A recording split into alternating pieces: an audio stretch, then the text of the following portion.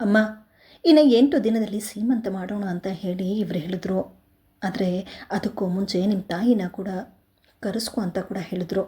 ಆದಷ್ಟು ಬೇಗ ನೀನು ಬಂದರೆ ಚೆನ್ನಾಗಿರುತ್ತೆ ಎಂದು ಹೈದರಾಬಾದಿನಲ್ಲಿರುವ ನನ್ನ ಮಗಳು ಹೇಳಿದಾಗ, ಮಗಳ ಮೊದಲ ಸೀಮಂತಕ್ಕೆ 8 ದಿನ ಮೊದಲೇ ಹೋಗೋದಕ್ಕೆ ಸಂತೋಷದಿಂದ ಎಲ್ಲ ತಯಾರಿಗಳನ್ನು ಮಾಡಿಕೊಂಡು ಮಗಳ ಮನೆಗೆ ಹೋದ ನನಗೆ ನನ್ನ ಅಳಿಯ ನನ್ನ ಜೊತೆ ಮಾಡಿದ ಕೆಲಸವನ್ನು ನೋಡಿ ಒಂದು ಕ್ಷಣಕ್ಕೆ ನಾನೇ ಬೆಚ್ಚಿಬಿದ್ದೆ. ಆದರೆ ಆ ಕ್ಷಣಕ್ಕೆ ನಾನು ಅಳಿಯನ ಜೊತೆ ಮಾಡಿದ ಆ ಕೆಲಸವನ್ನು ನೋಡಿ ಬೆಚ್ಚು ಬಿದ್ದ ಮಗಳು ಹಾಗೂ ಅಳಿಯ. ನನಗೆ ಈಗಲೂ ನೆನಪಿದೆ ಆ ಕಹಿಯಾದ ದಿನ. ನನ್ನ ಮದುವೆಯಾಗಿ 5 ವರ್ಷವಾದರೂ ನನಗೆ ಮಕ್ಕಳ ಭಾಗ್ಯ ಇರಲಿಲ್ಲ. ಇದೇ ಕಾರಣಕ್ಕಾಗಿ ನನ್ನ ಅತ್ತೆ ಮನೆಯಲ್ಲಿ ನಾನು ತುಂಬ ಕಷ್ಟಗಳನ್ನು ಎದುರಿಸಿದೆ. ಆದರೆ ಎಷ್ಟೋ ಹರಕೆಗಳ ನಂತರ ಕೊನೆಗೂ ನನಗೆ ಒಂದು ಹೆಣ್ಣು ಮಗುವಾಯಿತು. ಅವಳ ಹೆಸರೇ ಶ್ರೇಯ. ಹೆಸರಿಗೆ ತಕ್ಕ ಹಾಗೆ ನೋಡುವುದಕ್ಕೆ ಅವಳು ಅಪ್ಸರಿಯ ಹಾಗಿದ್ಲು. ಅವಳನ್ನು ಯಾರು ನೋಡಿದ್ರೂ ಹೊಗಳದೇ ಇರ್ತಾ ಇರಲಿಲ್ಲ. ಅಷ್ಟೊಂದು ಸುಂದರವಾಗಿದ್ದ ಅವಳನ್ನು ನಾವು ತುಂಬ ಮುದ್ದಾಗಿ ಬೆಳೆಸಿದ್ವಿ. ಅವಳು ಕೇಳಿದ್ದನ್ನೆಲ್ಲ ಇಲ್ಲ ಅನ್ನೋ ಹಾಗೆ ಅವಳ ಪ್ರತಿಯೊಂದು ಆಸೆಯನ್ನು ಪೂರೈಸ್ತಾ ಇದ್ವಿ. ಆದರೆ ಅವಳ ಈ ಬೇಡಿಕೆಗಳು ಹೆತ್ತ ತಂದೆ ತಾಯಿ ಮೇಲೆ ಇಷ್ಟೊಂದು ಕೆಟ್ಟ ಪರಿಣಾಮ ಬೀಳುತ್ತೆ ಅಂತ ನಾವು ಅಂದುಕೊಂಡಿರಲಿಲ್ಲ. ನನ್ನ ಮಗಳು ಬೆಳೀತಾ ಇದ್ದ ಹಾಗೆ ಅವಳ ಆಸೆಗಳು ಕೂಡ ಹೆಚ್ಚಾಗ್ತಾ ಬರುತ್ತೆ. ಅವಳು ಹೇಳಿದ್ದೇ ಸರಿ, ಅವಳು ಹೇಳಿದ್ದೇ ಮಾಡಬೇಕಾಗಿತ್ತು. ಇದೇ ಕಾರಣದಿಂದಾಗಿ ಅವಳು ಲಂಡನ್ನಲ್ಲೇ ನನ್ನ ಓದನ್ನು ಮುಗಿಸಬೇಕು ಅನ್ನೋ ಹಠವನ್ನು ಹಿಡಿದಳು. ಆದರೆ ಅವಳ ಆಸೆಯನ್ನು ಪೂರೈಸುವಷ್ಟು ಶಕ್ತಿ ನಮಗಿರಲಿಲ್ಲ. ಚಿಕ್ಕ ಪುಟ್ಟ ಕೆಲಸಗಳನ್ನು ಮಾಡಿಕೊಂಡು ಕಷ್ಟಪಟ್ಟು ಜೀವನವನ್ನು ಸಾಗಿಸ್ತಿದ್ವಿ. ಬೆಳೀತಾ ಇರೋ ಮಗಳಿಗೆ ನಮ್ಮ ಮನೆಯ ಪರಿಸ್ಥಿತಿ ಅರ್ಥ ಆಗುತ್ತೆ ಅಂತ ಅಂದ್ಕೊಂಡಿದ್ವಿ. ಆದರೆ ಅವಳಿಗೆ ಮನೆಯ ಪರಿಸ್ಥಿತಿಗಿಂತ ಅವಳ ಹಠವೇ ಜಾಸ್ತಿಯಾಗಿ ಹೋಗಿತ್ತು. ಏನೇ ಮಾಡಿದ್ರೂ ನಾನು ಲಂಡನ್ನಲ್ಲೇ ನನ್ನ ಓದನ್ನು ಮುಗಿಸಲೇಬೇಕು ಅನ್ನೋ ಹಠವನ್ನು ಮಾಡಿದ್ಲು. ಇಲ್ಲದೆ ಹೋದರೆ ನನ್ನ ಓದನ್ನು ಇಲ್ಲಿಗೆ ನಿಲ್ಲಿಸ್ತೀನಿ ಅನ್ನೋ ಹಠವನ್ನು ನೋಡಿ ನಾವು ಕೂಡ ನಮಗಿದ್ದ ಚಿಕ್ಕದಾದ ಒಂದು ಮನೆಯನ್ನು ಮಾರಿ ಅವಳನ್ನು ಓದೋದಕ್ಕಂತ ಹೇಳಿ ಲಂಡನ್ಗೆ ಕಳಿಸಿದ್ವಿ. ಮಗಳು ಓದಿ ಒಳ್ಳೆ ಕೆಲಸಕ್ಕೆ ಸೇರಿ ನಮ್ಮ ಕಷ್ಟಗಳನ್ನು ಕೂಡ ದೂರ ಮಾಡ್ತಾಳೆ ಅಂದ್ಕೊಂಡಿದ್ವಿ. ಡೆಂಟಿಸ್ಟ್ ಆಗಬೇಕು ಅನ್ನೋ ಆಸೆಯಿಂದಾಗಿ ಅವಳು ಲಂಡನ್ಗೆ ಹೋಗಿದ್ಲು. ಆದರೆ ಓದೋದಕ್ಕಂತ ಅಲ್ಲಿಗೆ ಹೋದ ಅವಳು ಇಂತಹ ಒಂದು ಕೆಲಸವನ್ನು ಮಾಡ್ತಾಳೆ ಅಂತ ನಾವು ಕನಸಲ್ಲೂ ಅಂದುಕೊಂಡಿರಲಿಲ್ಲ. ಕಷ್ಟಪಟ್ಟು ಮನೆಯನ್ನು ಮಾರಿ ಮಗಳ ಭವಿಷ್ಯಕ್ಕಾಗಿ ಹೊರದೇಶಕ್ಕೆ ಕಳಿಸಿದ ನಮಗೆ ಅಂದು ಸಡನ್ನಾಗಿ ನನ್ನ ಮಗಳು ಫೋನ್ ಮಾಡಿದಾಗ ಅವಳು ಹೇಳಿದ ಆ ಮಾತನ್ನು ಕೇಳಿ ಆ ಕ್ಷಣಕ್ಕೆ ನನ್ನ ಮುಖದಲ್ಲಿ ಮೌನ ಆವರಿಸಿಕೊಂಡ್ಬಿಟ್ಟಿತ್ತು. ಈ ಓದಿನ ಮಧ್ಯೆ ಅವಳು ಒಬ್ಬ ಹುಡುಗನನ್ನು ಇಷ್ಟಪಟ್ಟಿದ್ದನ್ನು ನಮ್ಮ ಬಳಿ ಹೇಳಿದಾಗ ಆ ಕ್ಷಣಕ್ಕೆ ನಾವು ನಮ್ಮ ಮಗಳ ಬಗ್ಗೆ ಕಂಡ ಕನಸುಗಳೆಲ್ಲ ಕೇವಲ ಒಂದು ಕನಸಾಗಿಯೇ ಉಳಿದು ಬಿಡುತ್ತೇನೋ ಅನ್ನಿಸ್ತಿತ್ತು. ಯಾಕಂದರೆ ನಮಗೆ ಆ ಸರಿಯಾಗಿದ್ದ ಆ ಮನೆಯನ್ನು ಮಾರಿ ಅವಳನ್ನು ಓದೋದಕ್ಕಂತ ಕಳಿಸಿದ್ವಿ. ಚೆನ್ನಾಗಿ ಓದಿ ನನ್ನ ಮಗಳು ಒಳ್ಳೆ ಕೆಲಸಕ್ಕೆ ಸೇರಿದ್ರೆ ಕಳೆದುಕೊಂಡಿರುವುದನ್ನು ನಾವು ಮತ್ತೆ ಪಡೆದುಕೊಳ್ಳಬಹುದು ಅಂತ ಅಂದ್ಕೊಂಡಿದ್ವಿ. ಆದರೆ ನನ್ನ ಮಗಳು ಓದೋದಕ್ಕಂತ ಹೊರದೇಶಕ್ಕೆ ಹೋಗಿದ್ದ 1 ವರ್ಷಕ್ಕೆ ತನ್ನ ಓದನ್ನು ಮುಗಿಸಿ ಅವಳು ಇಷ್ಟಪಟ್ಟ ಹುಡುಗನ ಜೊತೆ ಮದುವೆ ಮಾಡಿಕೊಡ್ಬೇಕು ಅನ್ನೋ ಹಠವನ್ನು ಮಾಡಿದ್ಲು. ಚಿಕ್ಕ ವಯಸ್ಸಿನಿಂದಾನೂ ಅವಳ ಪ್ರತಿಯೊಂದು ಆಸೆಯನ್ನು ತೀರೈಸುತ್ತಿದ್ದ ನಮಗೆ ಬೇರೆ ದಾರಿ ಇಲ್ಲದೆ ಅವಳು ಹೇಳಿದ ಕಡೆ ಮದುವೆ ಮಾಡಿದ್ವಿ. ಆದರೆ ಆ ಹುಡುಗ ಚಿಕ್ಕದಾದ ಒಂದು ಕಂಪನಿಯಲ್ಲಿ ಕೆಲಸ ಮಾಡುತ್ತಿದ್ದ. ತಂದೆ ತಾಯಿ ಹೈದರಾಬಾದಿನಲ್ಲಿದ್ದರು. ಕೆಲಸ ಹುಡುಕ್ತಾ ಹೊರದೇಶಕ್ಕೆ ಹೋಗಿದ್ದ ಅವನಿಗೆ ನನ್ನ ಮಗಳ ಜೊತೆ ಸ್ನೇಹ ಬೆಳೆಸಿಕೊಂಡು ಸ್ನೇಹ ಪ್ರೀತಿಗೆ ಬದಲಾಯಿತು. ಅವರಿಷ್ಟದ ಪ್ರಕಾರ ಮದುವೆಯನ್ನು ಕೂಡ ಮಾಡಿ ನನ್ನ ಮಗಳು ಹೈದರಾಬಾದಿನಲ್ಲಿ ಸೆಟಲ್ ಆಗ್ತಾಳೆ. ಇದ್ದ ಒಬ್ಬ ಮಗಳ ಮೇಲೆ ನಾವಿಟ್ಟುಕೊಂಡಿದ್ದ ಕನಸುಗಳೆಲ್ಲ ನುಚ್ಚು ನೂರಾಗಿ ಹೋಗಿತ್ತು. ಹಣೆ ಬರಹಕ್ಕೆ ಹೊಣೆ ಯಾರು? ಅನ್ನುವ ಹಾಗೆ ಎಲ್ಲವೂ ನಾವಂದುಕೊಂಡ ಹಾಗೆ ನಡೆಯುತ್ತೆ ಅನ್ನೋದು ಅದು ಕೇವಲ ನಮ್ಮ ಭ್ರಮೆಯಷ್ಟೇ. ಆದರೆ ನಮ್ಮ ಮನೆಯಲ್ಲಿ ಈ ಮದುವೆಯಿಂದ ಇಂತಹ ಒಂದು ದುರಂತ ನಡೆಯುತ್ತೆ ಅಂತ ಭವಿಷ್ಯ ನಾವು ಕನಸು ಕೂಡ ಕಂಡಿರಲಿಲ್ಲ ಅನಿಸುತ್ತೆ. ಒಬ್ಬಳೇ ಮಗಳು, ಚಿಕ್ಕ ವಯಸ್ಸಿನಿಂದಾನು ಪ್ರೀತಿಯಿಂದ ಬೆಳೆಸಿದ ಮಗಳು ತಂದೆ ತಾಯಿಯ ವಿರುದ್ಧ ಹೋಗಿ ಇಂತಹ ಒಂದು ಕೆಲಸವನ್ನು ಮಾಡಿದ್ಲು ಅನ್ನೋ ಯೋಚನೆಯಿಂದಾಗಿ ನನ್ನ ಗಂಡ ಅನಾರೋಗ್ಯಕ್ಕೆ ತುತ್ತಾಗಿ ಇದೇ ಯೋಚನೆಯಲ್ಲಿ ಕೊರಗೋದಕ್ಕೆ ಶುರು ಮಾಡಿದ್ರು. ಇದ್ದಕ್ಕಿದ್ದ ಹಾಗೆ ಹಾರ್ಟ್ ಅಟ್ಯಾಕ್ನಿಂದ ಕೊನೆಗೂ ನಮ್ಮನ್ನು ಬಿಟ್ಟು ಬಾರದ ಲೋಕಕ್ಕೆ ಹೊರಟೋದ್ರು. ಅತ್ತೆ ಮಾವ ನಾದನಿ ಇರುವ ಮನೆಗೆ ಸೊಸೆಯಾಗಿ ಹೋದ ಅವಳು ಗಂಡನ ಜೊತೆ ಸಂತೋಷವಾಗಿದ್ಲು. ಕಾಲ ಕಳೆದ ಹಾಗೆ 3 ವರ್ಷಗಳ ನಂತರ ನನ್ನ ಮಗಳು ತಾಯಿಯಾಗ್ತಾ ಇರುವ ಸಂತೋಷ ಒಂದು ಕಡೆಯಾದರೆ, ಇನ್ನು ನಾನು ಅಜ್ಜಿಯಾಗ್ತಾ ಇದ್ದೀನಿ ಅನ್ನೋ ಸಂತೋಷ ನನ್ನಲ್ಲಿ ಇನ್ನಷ್ಟು ಕಾತುರದಿಂದ ನನ್ನ ಮಗಳನ್ನು ಯಾವಾಗ ನೋಡ್ತೀನೋ ಅನ್ನೋ ಕಾತುರ ಹೆಚ್ಚಾಗ್ತಾ ಬಂತು. ಆದರೆ ನನ್ನ ಈ ಆಸೆಗಳು ಅಲ್ಲಿಗೆ ಹೋದ್ಮೇಲೆ ಈ ರೀತಿ ತಿರುವಾಗುತ್ತೆ ಅಂತ ನಾನು ಅಂದುಕೊಂಡಿರಲಿಲ್ಲ. ಇದೇ ಕಾತುರದಲ್ಲಿ ನಾನು ಅಂದು ಬೆಳಗ್ಗೆ ಬೇಗ ಎದ್ದು ನನ್ನ ಬಟ್ಟೆಗಳನ್ನೆಲ್ಲ ಪ್ಯಾಕ್ ಮಾಡಿಕೊಂಡು ನನ್ನ ಮಗಳಿಗೋಸ್ಕರ ಅವಳಿಗಿಷ್ಟ ಆಗೋ ಕೆಲವು ತಿಂಡಿಗಳನ್ನು ಮಾಡಿಕೊಂಡು ಮಗಳ ಬಳಿ ಹೋಗೋದಕ್ಕೆ ರೆಡಿಯಾದೆ. ಅವಳ ಮನೆಗೆ ಹೋಗೋದಕ್ಕೆ ನನ್ನ ಮಗಳು ಟ್ರೈನನ್ನು ಕೂಡ ಬುಕ್ ಮಾಡಿದ್ಲು. ಮಗಳ ಮನೆಗೆ ಹೋದ ನನಗೆ ಅಲ್ಲಿಂದ ಇನ್ನೊಂದು ರೀತಿಯ ಪರೀಕ್ಷೆ ಶುರುವಾಗುತ್ತೆ. ಮಗಳ ಮನೆಗೆ ಹೋದ ನಾನು ಸ್ಟೇಷನ್ ಇಳಿದ ತಕ್ಷಣ ಸ್ಟೇಷನ್ ಬಳಿ ನನ್ನ ಅಳಿಯ ಬಂದು ನನ್ನನ್ನು ಮನೆಗೆ ಕರೆದುಕೊಂಡು ಹೋದರು. ಮನೆಗೆ ಹೋದ ನನ್ನನ್ನು ನೋಡಿ ನನ್ನ ಮಗಳು ಸಂತೋಷದಿಂದ ನನ್ನನ್ನು ತಪ್ಪಿಕೊಂಡು ಅಮ್ಮ ಹೇಗಿದೆಯಾ ಎಂದಾಗ ಅವಳ ಮುಖವನ್ನು ನೋಡಿ ನನಗೊಂದು ರೀತಿ ತೃಪ್ತಿ ಆಗ್ತಿತ್ತು. ಚೆನ್ನಾಗಿದ್ದೀನಮ್ಮ, ನೀನು ಹೇಗಿದೆಯಾ? ಅಮ್ಮ ನಾನು ಕೂಡ ಚೆನ್ನಾಗಿದ್ದೀನಿ, ಬಾ ಒಳಗೆ ಬಾ ಎಂದು ಹೇಳಿ ಅವಳಿಗಾಗಿ ನಾನು ತಂದ ತಿಂಡಿಗಳನ್ನೆಲ್ಲ ತಗೊಂಡು, ಅಮ್ಮ ತುಂಬ ಹೊತ್ತಾಗೋಗಿದೆ, ಮೊದಲು ಹೋಗಿ ಕೈಕಾಲು ಮುಖವನ್ನು ತೊಳೆದುಕೊಂಡು ಬಾ, ಊಟ ಮಾಡೋಣ, ನಿನಗೋಸ್ಕರನೇ ಕಾಯ್ತಾ ಇದ್ವಿ ಎಂದು ಹೇಳಿ ನನ್ನ ಮಗಳು ಅಡುಗೆ ಮನೆಗೆ ಹೋದಳು. ನಾನು ಕೂಡ ಕೈಕಾಲು ಮುಖವನ್ನು ತೊಳೆದುಕೊಂಡು ಬಂದೆ. ನಂತರ ಎಲ್ಲರೂ ಸೇರಿ ಊಟ ಮಾಡಿದ್ವಿ. ಎಲ್ಲರೂ ಅಂದುಕೊಂಡ ನಾನು ಹೋದ 3-4 ದಿನಕ್ಕೆಲ್ಲ ಮಗಳ ಸೀಮಂತವಾಯಿತು.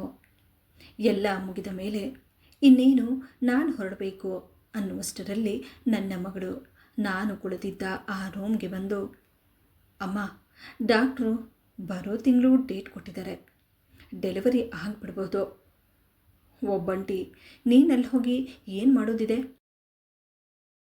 ಅದರಲ್ಲೂ ಇಲ್ಲಿ ನಮ್ಮ ಅತ್ತೆಗೆ ಸ್ವಲ್ಪ ಬೆನ್ನು ನೋವು ಅಂತ ಹೇಳ್ತಿರ್ತಾರೆ. ಹೇಗೂ ಡೆಲಿವರಿ ಆದಮೇಲೆ ಮತ್ತೆ ಬರೋದಿರುತ್ತಲ್ವಾ, ಅಷ್ಟು ದೂರ ಹೋಗಿ ಮತ್ತೆ ಬರೋದಕ್ಕಿಂತ ನೀನಿಲ್ಲೇ ಇದ್ದರೆ ನಮಗೂ ಸಹಾಯ ಆಗುತ್ತೆ ಎಂದು ಮಗಳು ಹೇಳಿದ ಮಾತನ್ನು ಕೇಳಿ ಎಲ್ಲೋ ಒಂದು ಕಡೆ ಅವಳು ಕೂಡ ಹೇಳ್ತಾ ಇರೋದು ಸರಿ ಅನ್ನಿಸ್ತಿತ್ತು. ಅಷ್ಟು ದೂರ ಹೋಗಿ ಬರೋದಕ್ಕಿಂತ ಮಗಳ ಡೆಲಿವರಿ ಆಗುವವರೆಗೂ ಇಲ್ಲೇ ಇದ್ದು ಒಂದು ಸ್ವಲ್ಪ ದಿನ ಅವಳನ್ನು ಸುಧಾರಿಸ್ಬಿಟ್ಟು ಹೋಗೋಣ ಅಂತ ಅಂದ್ಕೊಂಡು ನಾನು ಕೂಡ ಅವಳ ಮಾತಿಗೆ ಒಪ್ಪಿಗೆ ಕೊಟ್ಟೆ. ಆದರೆ ಆ ಒಂದು ಒಪ್ಪಿಗೆ ನನಗಿಂತಹ ಒಂದು ಪರಿಸ್ಥಿತಿಯನ್ನು ತರುತ್ತೆ ಅಂತ ನಾನು ಕನಸಲ್ಲೂ ಅಂದುಕೊಂಡಿರಲಿಲ್ಲ. ಅವಳ ಮನೆಯಲ್ಲಿ ಅವಳ ಅತ್ತೆ ಮಾವ ನಾದಿನಿ ಅಂತ ಹೇಳಿ ಕೂಡು ಕುಟುಂಬ ಅವರದಾಗಿತ್ತು. ಇನ್ನು ನನ್ನ ಮಗಳ ಡೆಲಿವರಿಗಾಗಿ ಆಗುವವರೆಗೂ ಎಲ್ಲವೂ ಸರಿಯಾಗಿತ್ತು. ಆದರೆ ಮಗಳ ಡೆಲಿವರಿ ಆದ ತಕ್ಷಣ ಆ ಮನೆಯಲ್ಲಿ ನನ್ನ ಪರಿಸ್ಥಿತಿ ಬದಲಾಗಿ ಹೋಯಿತು. ನೋಡ್ತಾ ನೋಡ್ತಾ ಮಗಳ ಡೆಲಿವರಿ ಡೇಟ್ ಪ್ರಕಾರ ಅವಳಿಗೆ ಡೆಲಿವರಿ ಆಯಿತು. ಮುದ್ದಾದ ಒಂದು ಗಂಡು ಮಗುವಿಗೆ ಕೂಡ ಜನ್ಮ ಕೊಡ್ತಾಳೆ. ಅವರ ಮನೆಯಲ್ಲಿ ಎಲ್ಲರೂ ತುಂಬ ಸಂತೋಷವಾಗಿದ್ದರು. ಮೊದಲನೆಯದು ಗಂಡು ಮಗು ಆಯಿತು ಅನ್ನೋ ಸಂತೋಷ ಅಂದು ಆ ಮನೆಯಲ್ಲಿ ಹಬ್ಬದ ವಾತಾವರಣ ತುಂಬಿತ್ತು. ಅಜ್ಜಿ ಆದೆ ಅನ್ನೋ ಸಂತೋಷ ಒಂದು ಕಡೆಯಾದರೆ, ಇನ್ನೊಂದು ಕಡೆ ಮಗಳತ್ತಂದರೆ ಪ್ರಾಣನೇ ಬಿಡ್ತಿದ್ದ ಅವಳ ತಂದೆ ಭವಿಷ್ಯ ಇದನ್ನೆಲ್ಲ ನೋಡಿದಿದ್ರೆ ಎಷ್ಟು ಸಂತೋಷ ಪಡ್ತಿದ್ರೋ ಅನ್ನೋ ಕೊರಗು ಕೂಡ ನನ್ನಲ್ಲಿತ್ತು. ದೊಡ್ಡದಾದ ಆಸ್ಪತ್ರೆಯಲ್ಲಿ ಡೆಲಿವರಿಯಾದ ನನ್ನ ಮಗಳಿಗೆ ನಾರ್ಮಲ್ ಡೆಲಿವರಿಯಾದ್ದರಿಂದ 3 ದಿನಕ್ಕೆಲ್ಲ ಆಸ್ಪತ್ರೆಯಿಂದ ಮನೆಗೆ ಕರೆದುಕೊಂಡು ಬಂದರು.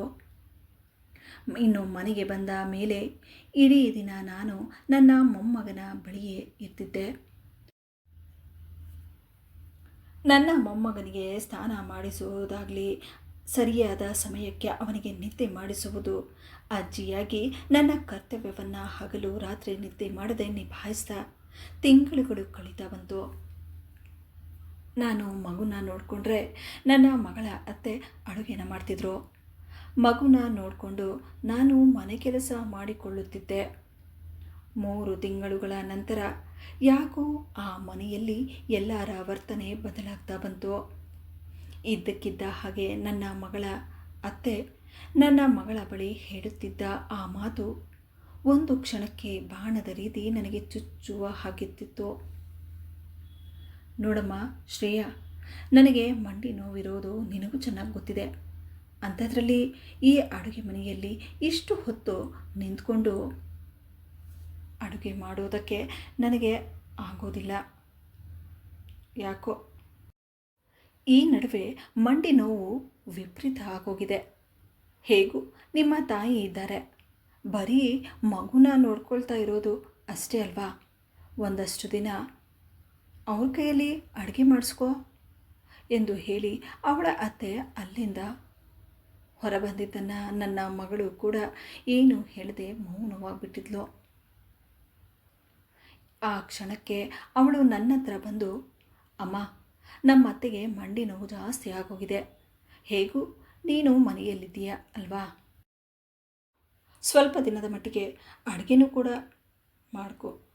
ಸರಿ, ನೀರು ಬಿಸಿಯಾಗಿದೆ, ಈಗ ಮಗುಗೆ ಸ್ನಾನ ಮಾಡಿಸ್ಬೇಕು, ಬೇಗ ಬಾ ಎಂದು ಅವಳು ಹೇಳಿದ್ದನ್ನು ಕೇಳಿ ಯಾಕೋ ನನ್ನ ಮನಸ್ಸಿಗೆ ಒಂದು ರೀತಿ ಮುಜುಗರ ಆಗ್ತಿತ್ತು. ಆದರೂ ನಾನು ಒಬ್ಬ ತಾಯಿಯಾಗಿ ಆ ಕ್ಷಣಕ್ಕೆ ನನ್ನ ಮಗಳಿದ್ದ ಪರಿಸ್ಥಿತಿಯನ್ನು ನೋಡಿ ನಾನು ಅವಳಿಗೆ ಏನು ಉತ್ತರ ಕೊಡದೆ ಆ ಮನೆಯಲ್ಲಿ ಪ್ರತಿಯೊಂದು ಕೆಲಸವನ್ನು ನಾನೇ ಮಾಡಿಕೊಂಡು ಹೋಗ್ತಿದ್ದೆ. ಒಂದು ಕಡೆ ಇಡೀ ರಾತ್ರಿ ನಿದ್ದೆ ಇಲ್ಲದೆ ಮಗುವನ್ನು ಸುಧಾರಿಸಿದ್ರೆ, ಇನ್ನೊಂದು ಕಡೆ ಬೆಳಗಿನ ಜಾವ ಬೇಗ ಎದ್ದು ಎಲ್ಲರಿಗೂ ತಿಂಡಿನ ಕೂಡ ಮಾಡಬೇಕಾಗಿತ್ತು. ಜೊತೆಗೆ ಕೈಯಲ್ಲಾದಷ್ಟು ಮನೆ ಕೆಲಸವನ್ನು ಕೂಡ ಮಾಡಬೇಕಾಗಿತ್ತು. ಮಗು ಸ್ವಲ್ಪ ದೊಡ್ಡದಾಗುವವರೆಗೂ ಇದನ್ನೆಲ್ಲ ಅಡ್ಜಸ್ಟ್ ಮಾಡಿಕೊಂಡು ಹೋಗೋಣ ಅಂತ ಹೇಳಿ ನಾನು ಕೂಡ ಯಾರಿಗೂ ಏನು ಹೇಳದೆ ಮೌನವಾಗಿ ಎಲ್ಲವನ್ನ ಮಾಡ್ಕೊಂಡು ಹೋಗ್ತಿದ್ದೆ. ಆದರೆ ಅಂದು ಆ ಮನೆಯಲ್ಲಿ ನನ್ನ ಜೊತೆ ನಡೆದ ಆ ಒಂದು ಘಟನೆಯಿಂದಾಗಿ ಒಂದು ಕ್ಷಣಕ್ಕೆ ನಾನು ಬೆಚ್ಚಿಬಿದ್ದೆ. ನನ್ನ ಜೊತೆ ಆ ಮನೆಯವರು ಮಾಡಿದ ಕೆಲಸಕ್ಕೆ, ನಾನು ತೆಗೆದುಕೊಂಡ ನಿರ್ಧಾರಕ್ಕೆ ಬೆಚ್ಚಿಬಿದ್ದ ನನ್ನ ಮಗಳು ಅಳಿಯ. ನನಗೆ ಈಗಲೂ ನೆನಪಿದೆ, ಅಂದು ಭಾನುವಾರ ಸಂಜೆಯ ಸಮಯವಾಗಿತ್ತು. ಮನೆಗೆ ಒಬ್ಬೊಬ್ಬರಾಗಿ ನೆಂಟರು ಬರ್ತಿದ್ರು. ಅಂದು ಮನೆಯಲ್ಲಿ ಪಾರ್ಟಿ ನಡೀತಾ ಇದೆ ಅನ್ನೋದು ನನಗೆ ಗೊತ್ತಿರಲಿಲ್ಲ. ನನ್ನ ಮಗಳ ನಾದಿನಿಯ ಹುಟ್ಟುಹಬ್ಬದ ಸಲುವಾಗಿ ಮನೆಯಲ್ಲಿ ನೆಂಟರೆಲ್ಲ ತುಂಬಿಕೊಂಡಿದ್ರು. ಆದರೆ ಅಲ್ಲಿ ನನ್ನ ಜೊತೆ ನಡೆದ ಆ ಘಟನೆ, ರೂಮಿನಲ್ಲಿ ಮಗುವನ್ನು ಮಲಗಿಸುತ್ತಿದ್ದ ನನ್ನ ಬಳಿ ನನ್ನ ಮಗಳ ಅತ್ತೆ ಬಂದು, ನೋಡಿ, ನಾನು ಹೀಗೆ ಹೇಳ್ತೀನಿ ಅಂತ ತಪ್ಪು ತಿಳ್ಕೊಳ್ಬೇಡಿ, ಮನೆ ತುಂಬ ನೆಂಟರಿದ್ದಾರೆ, ಅದರಲ್ಲೂ ಮನೆಗೆ ಬಂದಿರೋರೆಲ್ಲ ದೊಡ್ಡ ಶ್ರೀಮಂತರು, ನಿಮ್ಮನ್ನು ನೋಡಿದ್ರೆ ಈ ಮನೆ ಕೆಲಸದವರು ಅಂತ ತಿಳ್ಕೊಳ್ತಾರೆ. ದಯವಿಟ್ಟು ಅವ್ರ ಮುಂದೆ ಬರಬೇಡಿ, ಹೇಗೂ ಮಗುನ ಮಲಗಿಸಿದ್ದೀರಾ, ನೀವು ಕೂಡ ಆರಾಮವಾಗಿ ಇಲ್ಲೇ ಇರಿ, 1 ನಿಮಿಷ ಬರ್ತೀನಿ ಎಂದು ಹೇಳಿ ತಕ್ಷಣವೇ ಮಗುಳು ನಗುತ್ತಾ ಅವರಲ್ಲಿಂದ ಹೊರಟೋದ್ರು. ಆ ಕ್ಷಣಕ್ಕೆ ಅವರು ಹೇಳಿದ ಆ ಮಾತುಗಳು ಚಪ್ಪಲಿಯಲ್ಲಿ ನನಗೆ ಮುಖಕ್ಕೆ ಹೊಡೆದ ಹಾಗೆ ಅನ್ನಿಸ್ತಿತ್ತು. ಇದು ನನ್ನ ಮಗಳ ಮನೆ, ಇಲ್ಲಿ ನಾನು ಕೂಡ ಇವರಲ್ಲೊಬ್ಬಳು ಅಂತ ಅಂದ್ಕೊಂಡು ಯಾವುದನ್ನು ಮನಸ್ಸಿಗೆ ಹಾಕಿಕೊಳ್ಳದೆ ಈ ಮನೆ ನನ್ನದು ಅಂತ ತಿಳ್ಕೊಂಡು ಎಲ್ಲವನ್ನ ಮಾಡ್ಕೊಂಡು ಬರ್ತಿದ್ದೆ. ಆದರೆ ಇವತ್ತು ಆಕೆ ಹೇಳಿದ ಆ ಮಾತಿನಿಂದಾಗಿ ನನ್ನ ಈ ಮನೆಯ ಕೆಲಸದೊಳಗೆ ನೋಡ್ತಿದ್ದಾರೇನೋ ಅನ್ನಿಸ್ತಿತ್ತು. ತಕ್ಷಣವೇ ಅವರ ಬಳಿ ಹೋಗಿ ಅವರು ಹೇಳಿದ ಈ ಮಾತಿಗೆ ಸರಿಯಾದ ಉತ್ತರವನ್ನು ಕೊಡಬೇಕು ಅಂದ್ಕೊಂಡೆ. ಆದರೆ ಮನೆ ತುಂಬ ನೆಂಟರು ಇರೋದ್ರಿಂದ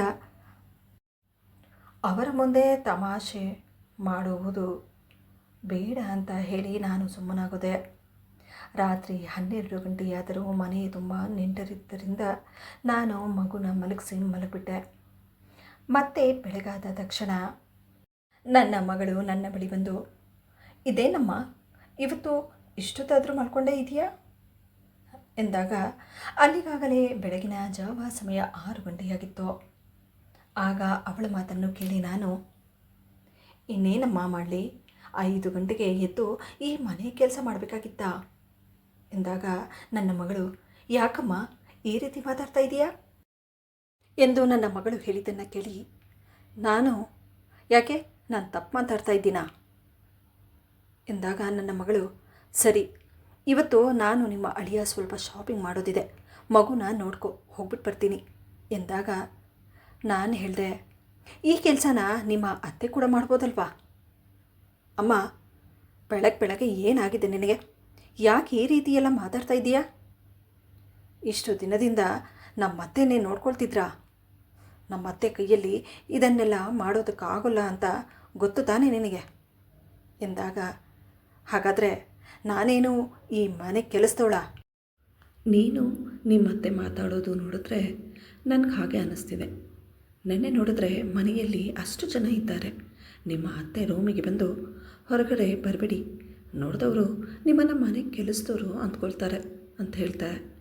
ಇನ್ನು ನೀನು ನೋಡಿದ್ರೆ ನನ್ನ ತಾಯಿ ಹಾಗೆ ನೋಡ್ತಿಲ್ಲ ಎಂದಾಗ ನನ್ನ ಮಗಳು, ಅಮ್ಮ ನಮ್ಮತ್ತೆ ಹೇಳೋದ್ರಲ್ಲಿ ತಪ್ಪೇನಿದೆ ಹೇಳು, ನೀನು ಈ ರೀತಿ ಬಟ್ಟೆಗಳು ಹಾಕ್ಕೊಂಡಿದ್ರೆ ನೋಡಿದವರೆಲ್ಲ ಮನೆ ಕೆಲಸದವ್ರು ಅಂತಲೇ ಹೇಳೋದು. ಇಲ್ಲಿ ಬಂದು 3 ತಿಂಗಳಾಗ್ತಿದೆ, ಮನೆಯಲ್ಲಿ ಯಾರ್ಯಾರು ಹೇಗೆ ಇರ್ತಾರೆ ಅನ್ನೋದನ್ನು ನೋಡಿ ಕಲಿಬೇಕು ನೀನು. ಅದನ್ನು ಬಿಟ್ಟು ಇಷ್ಟು ದೊಡ್ಡ ಮನೆ, ಇಷ್ಟು ದೊಡ್ಡ ಜನರ ಮಧ್ಯೆ ನೀನು ಈ ರೀತಿ ಹಳ್ಳಿಲಿರೋ ಥರನೇ ಇದ್ದರೆ ಮನೆಗೆ ಬಂದ ನೆಂಟರೆಲ್ಲ ಹಾಗೆ ತಿಳ್ಕೊಳ್ಳೋದು. ಇದನ್ನೆಲ್ಲ ನೋಡಿ ಮನೆಯವರ ಮಾನ ಮರ್ಯಾದೆ ಹೋಗುತ್ತೆ. ನಮ್ಮ ಅತ್ತೆಗೆ ಹುಷಾರಿರೋದಿಲ್ಲ, ನನಗೂ ಚಿಕ್ಕ ಮಗು ಇರೋದು, ಈ ಮನೆ ಕೆಲಸ ಮಾಡಿಕೊಂಡು ಮಗುನ ನೋಡ್ಕೊಳ್ಳೋದ್ರಲ್ಲಿ ತಪ್ಪೇನಿದೆ ಹೇಳು ಎಂದಾಗ, ಹೌದೇ ನಿನಗೆ ಹೆತ್ತ ತಾಯಿಗಿಂತ ಅತ್ತೆ ಮನೆಯೇ ಜಾಸ್ತಿ ಆಗೋಯ್ತು ಏನೋ, ಇದರಲ್ಲಿ ನಿಂದೇನು ತಪ್ಪಿಲ್ಲ ಬಿಡಮ್ಮ, ತಪ್ಪೆಲ್ಲ ನಮ್ಮದೇ. ತಂದೆ ತಾಯಿಯಾಗಿ ನಾವು ಬೆಳೆಸಿರುವ ರೀತಿಯೇ ಹೀಗಿದೆ. ಚಿಕ್ಕ ವಯಸ್ಸಿನಿಂದನೂ ನಿನ್ನನ್ನು ಯಾವ ರೀತಿ ಬೆಳೆಸಬೇಕೋ ಆ ರೀತಿ ಬೆಳೆಸಿದ್ದಿದ್ರೆ ಇವತ್ತು ನೀನು ಹೆತ್ತ ತಾಯಿನ ಕೆಲಸದವಳು ಅಂತ ಹೇಳ್ತಾ ಇರಲಿಲ್ಲ. ನೋಡು, ಮಕ್ಕಳಿಲ್ಲದೆ ಇರೋ ನಮಗೆ ಎಷ್ಟು ಹರಕೆಗಳನ್ನು ಮಾಡಿ ದೇವ್ರ ಹತ್ರ ಬೇಡಿದ ಮೇಲೆ ನಮಗೊಂದು ಹೆಣ್ಣುಮಗು ಆಯಿತು ಅಂಥೇಳಿ ನಾವು ನಿನ್ನನ್ನು ತುಂಬ ಮುದ್ದಾಗಿ ಬೆಳೆಸ್ಬಿಟ್ವಿ. ನಿನ್ನ ಪ್ರತಿಯೊಂದು ಹಠಾನ ಇಲ್ಲ ಅನ್ನೋ ಹಾಗೆ ಪೂರ್ತಿ ಮಾಡ್ತಿದ್ವಿ. ನೀನು ಇಷ್ಟಪಟ್ಟೆ ಅನ್ನೋ ಒಂದೇ ಒಂದು ಕಾರಣಕ್ಕಾಗಿ ನಿನ್ನ ಓದಿಗೋಸ್ಕರ ಸ್ವಂತ ಮನೆಯನ್ನು ಮಾರಿ ಓದೋದಕ್ಕಂತ ಹೊರದೇಶಕ್ಕೆ ಕಳಿಸಿದ್ವಿ. ಆದರೆ ಓದೋದಕ್ಕಂತ ಹೋಗಿ ನೀನು ಮಾಡಿದ್ದಾದರೂ ಏನು? ಓದುವ ವಯಸ್ಸಿನಲ್ಲಿ ಮದುವೆ ಮಾಡಿಕೊಂಡು ತಂದೆ ತಾಯಿಯನ್ನು ಮರೆತು ನಿನ್ನ ಜೀವನದಲ್ಲಿ ನೀನು ಆರಾಮವಾಗಿದ್ದೆ. ಅಲ್ಲೂ ನಾವು ಏನು ಹೇಳಿಲ್ಲ, ನಾವು ಮಾಡಿದ ತಪ್ಪು ಅದು. ಇದೇ ಯೋಚನೆಯಲ್ಲಿ ನಿಮ್ಮ ತಂದೆ ತೀರ್ಕೊಂಡ್ರು. ಅವರನ್ನು ಕಳೆದುಕೊಂಡು ನಾನು ಕೂಡ ಒಂಟಿಯಾಗೋದೆ. ಇಷ್ಟೆಲ್ಲ ಆದರೂ ತಂದೆ ತಾಯಿಯಾಗಿ ನಮ್ಮ ಹೊಟ್ಟೆಯಲ್ಲಿ ಹುಟ್ಟಿರೋ ಮಗಳು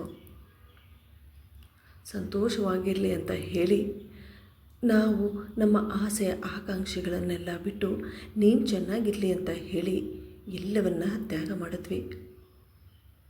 ಆದರೆ ಇವತ್ತು ನೀನು ಅದಕ್ಕೆ ತಕ್ಕ ಪ್ರತಿಫಲ ಕೊಡ್ತಿದ್ದೀಯ ಬಿಡು. ಎಷ್ಟು ಜನ್ಮ ಹುಟ್ಟು ಬಂದರೂ ತಂದೆ ತಾಯಿಯ ಋಣವನ್ನು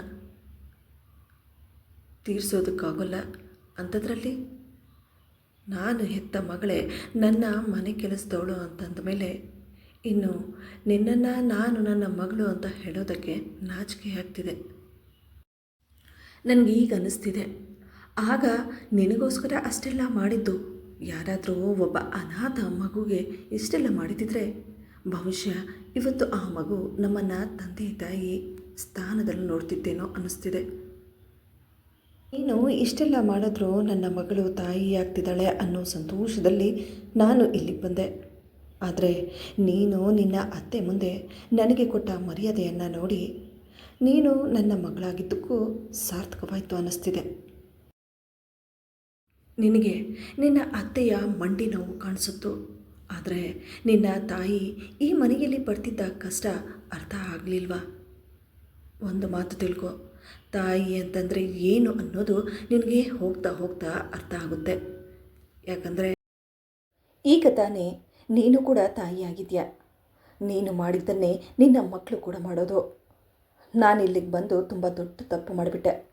ಸಾಕಮ್ಮ, ಇಷ್ಟೆಲ್ಲ ಆದಮೇಲೆ ಇನ್ನು ನಾನು ಇಲ್ಲಿ ಇರೋದಿಲ್ಲ ಎಂದಾಗ ನನ್ನ ಮಗಳು, ಅಮ್ಮ ಹಾಗೆಲ್ಲ ಹೇಳಬೇಡ, ಇಷ್ಟು ಚಿಕ್ಕ ಮಗುನ ನನ್ನ ಒಬ್ಬಳ ಕೈಯಲ್ಲಿ ಹೇಗೆ ಸುಧಾರಿಸೋದಕ್ಕಾಗುತ್ತೆ? ನೋಡು, ನಿನ್ನನ್ನು ನಾವು ಹೇಗೆ ಸುಧಾರಿಸಿದ್ವೋ ಹಾಗೆ ನೀನು ಕೂಡ ನಿನ್ನ ಮಗುನ ಸುಧಾರಿಸು. ಒಬ್ಬ ತಾಯಿಯಾಗಿ ಅದು ನಿನ್ನ ಜವಾಬ್ದಾರಿ. ಮಕ್ಕಳನ್ನು ಹೆರುವುದು ದೊಡ್ಡ ಕೆಲಸ ಅಲ್ಲ. ಅವರನ್ನು ಸಾಕಿ ಬೆಳೆಸಿ ಅವರನ್ನು ಇಷ್ಟರ ಮಟ್ಟಿಗೆ ತರೋದಕ್ಕೆ ಒಬ್ಬ ತಾಯಿ ಎಷ್ಟು ಕಷ್ಟಪಡ್ತಾಳೆ ಅನ್ನೋದು ನಿನಗೂ ಅರ್ಥ ಆಗಬೇಕು ಎಂದಾಗ, ಅಮ್ಮ ಹಾಗೆ ಹೇಳಬೇಡ, ಏನೋ ತಪ್ಪಾಗೋಯ್ತು, ನಮ್ಮ ಅತ್ತೆ ಹತ್ರ ನಾನು ಮಾತಾಡ್ತೀನಿ. ನೋಡಮ್ಮ, ಇಷ್ಟು ದಿನ ನೀನು ನಿಮ್ಮ ಅತ್ತೆ ಮನೆಯವರು ನನಗೆ ಕೊಟ್ಟ ಮರ್ಯಾದೆ ಸಾಕು. ನೀನು ನಿಮ್ಮ ಅತ್ತೆ ಹತ್ರ ಮಾತಾಡಿ ಮತ್ತೆ ಅವರು ಕೊಡೋ ಮರ್ಯಾದೆಯನ್ನು ಹೊರುವಷ್ಟು ಧೈರ್ಯ ನನಗಿಲ್ಲಮ್ಮ. ನೋಡು, ಈಗಾಗಲೇ ನಾನು ಇಲ್ಲಿಗೆ ಬಂದು 3 ತಿಂಗಳು ಆಗ್ತಾ ಬರ್ತಿದೆ. ನಾನೊಬ್ಬಳು ತಾಯಿಯಾಗಿ ನನ್ನ ಮಗಳು ಕೆಟ್ಟೋಗ್ಲಿ ಅಂತ ಯಾವತ್ತೂ ಬಯಸಿಲ್ಲ. ಆದರೆ ನೀನು ಒಬ್ಬ ಮಗಳಾಗಿ ತಾಯಿ ಪದಕ್ಕೆ ಕಳಂಕ ತಂದುಬಿಟ್ಟೆ. ಮಗುನ ಚೆನ್ನಾಗಿ ನೋಡ್ಕೊ. 9 ಗಂಟೆಗೆಲ್ಲ ಟ್ರೈನ್ ಇದೆ. ಅದು ತಪ್ಪೋದ್ರೆ ಮತ್ತೆ ಟ್ರೈನ್ ಇಲ್ಲ, ನಾನು ಹೊರಡ್ತೀನಿ ಎಂದು ಹೇಳಿ ಆ ಕ್ಷಣವೇ ನಾನು ಅಲ್ಲಿಂದ ಹೊರಟು ಬಂದೆ. ಆದರೆ ಸ್ಟೇಷನ್ಗೆ ಬಂದ ನಾನು ಇದೇ ಬೇಸರದಲ್ಲಿ ಟ್ರೈನಲ್ಲಿ ಕುಳಿತುಕೊಂಡೆ. ಇದರ ಬಗ್ಗೆ ಯೋಚನೆ ಮಾಡ್ತಾ ಇದರಿಂದ ನನಗೆ ಅರ್ಥ ಆಗಿದ್ದು, ನಾನೊಬ್ಬಳು ತಾಯಿಯಾಗಿ ಎಲ್ಲೋ ಒಂದು ಕಡೆ ನನ್ನ ಮಗಳನ್ನು ಬೆಳೆಸೋದ್ರಲ್ಲಿ ತಪ್ಪು ಮಾಡಿಬಿಟ್ಟೆ ಅಂತ ಅನಿಸ್ತಿತ್ತು. ಚಿಕ್ಕ ವಯಸ್ಸಿನಿಂದಾನು ಪ್ರತಿಯೊಂದು ವಿಷಯದಲ್ಲೂ ಮುದ್ದು ಮಾಡುವುದನ್ನು ಬಿಟ್ಟು ಸ್ವಲ್ಪ ಅವಳನ್ನು ಹಿಡಿತದಲ್ಲಿ ಇಟ್ಟಿದ್ದರೆ ಭವಿಷ್ಯ ಇವತ್ತು ಇಂತಹ ಒಂದು ಸನ್ನಿವೇಶವನ್ನು ನೋಡೋ ಹಾಗಿರ್ತಾ ಇರಲಿಲ್ಲ ಅನ್ನಿಸ್ತಿತ್ತು. ಈ ವಿಡಿಯೋದಿಂದ ನಿಮಗೇನಾದರೂ ಉಪಯೋಗವಾದಲ್ಲಿ ವಿಡಿಯೋಗೆ ಒಂದು ಲೈಕ್ ಮಾಡಿ, ಆದಷ್ಟು ನನ್ನ ವಿಡಿಯೋಸನ್ನು ಶೇರ್ ಮಾಡಿ. ಇನ್ನೂ ಹೆಚ್ಚಿನ ಇಂತಹ ವಿಡಿಯೋಸ್ಗಾಗಿ ನನ್ನ ಚಾನಲನ್ನು ಸಬ್ಸ್ಕ್ರೈಬ್ ಮಾಡುವುದನ್ನು ಮರೆಯಬೇಡಿ.